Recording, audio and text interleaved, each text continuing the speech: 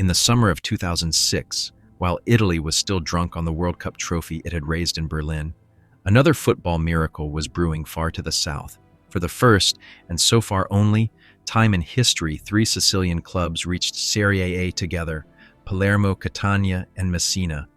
The island, so often dismissed by the wealthy north, suddenly felt like the center of the Calcio universe.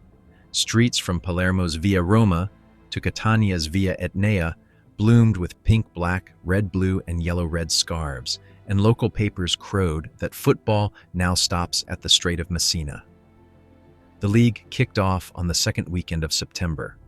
Palermo, powered by owner Maurizio Zamperini's checkbook and a front line of Amori and David Di Michele, opened with a breath-stealing 4-3 win over Regina.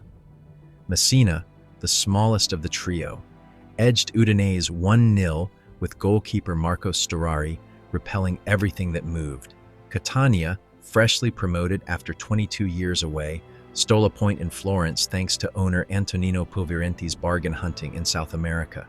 By early November, Palermo had climbed into joint first place after 8 wins in 11 starts, and nightly highlight shows looped images of pink shirts, overwhelming Milanese aristocrats, while studio pundits wondered whether Southern passion was finally toppling the old order.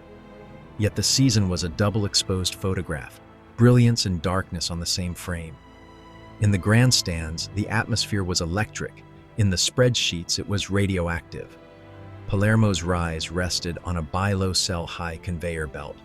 Luca Toni, Fabio Grosso, and Simone Barone had already departed for giant fees, and the model only worked as long as Zamperini unearthed a new gem every summer. Catania, operating on the smallest payroll in the division, lived off Gianotha Spinizzi's goals, Giuseppe Mascara's improvisation, and Pulverenti's faith that TV money would keep plugging the overdraft. Messina, still servicing the loans that had built its gleaming municipal stadium, carried a wage bill it could barely afford. Everything cracked on the 2nd of February 2007 when Catania hosted Palermo in the return Derby di Sicilia. The fixture had been moved forward a day to avoid clashing with Catania's festival of St. Agatha, so the city was already showered in fireworks when the teams emerged. Early in the second half, Palermo snatched the lead. Flares, pepper spray, and tear gas drifted across the running track. The referee herded the players inside for 40 minutes while stewards tried to clear the smoke. Outside, rival mobs and riot police collided in the cramped alleys around the Stadio Angelo Massimino. Stones, bottles, and a homemade bomb were thrown. 38-year-old officer Filippo Raciti was fatally injured and died in the ambulance. Italian football fell silent for an entire weekend of mourning. The derby was completed behind closed doors. Palermo won 2-1, and nobody celebrated. The tragedy forced the country to look beyond choreographed tifos and recognize how brittle the system had become. Politicians demanded electronic turnstiles and all-seater stadiums. Clubs quietly asked who would pay. On the pitch, the season limped to its finish. Palermo, sapped by injuries and Zamperini's merry-go-round of coaches, slid to 5th, still good enough for Europe, but miles short of the Champions League dream. Catania, condemned to play home games without spectators for 2 months, clung to 13th. Messina's shallow squad collapsed entirely. 20 defeats dumped it last and sent it back to Serie B. That, in hindsight, was the high water mark. Messina's relegation ripped the final stitch from its budget. Within 12 months, the club was bankrupt and re-registered in amateur Serie D. Catania survived in the top flight for 7 more seasons, selling one Argentine revelation after another, until a dismal 2014 drop pushed Pulverenti into outright match-fixing. The Treni del Gol scandal cost him a multi-year ban and drove the club into administration, then liquidation in 2022.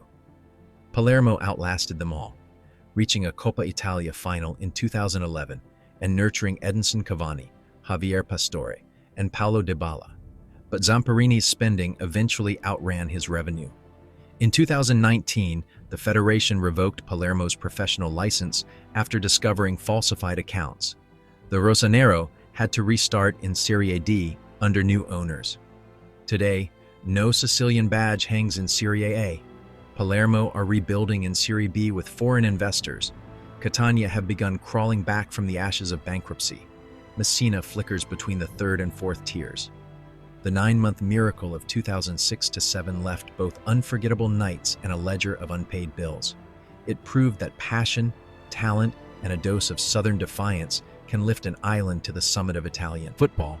But it also proved that without sober finances and stable governance, even the brightest fairy tale burns out as quickly as a flare in the night sky. 3 clubs, 1 season, a million hearts, and an eternal reminder that football glory shines brightest when the numbers underneath add up.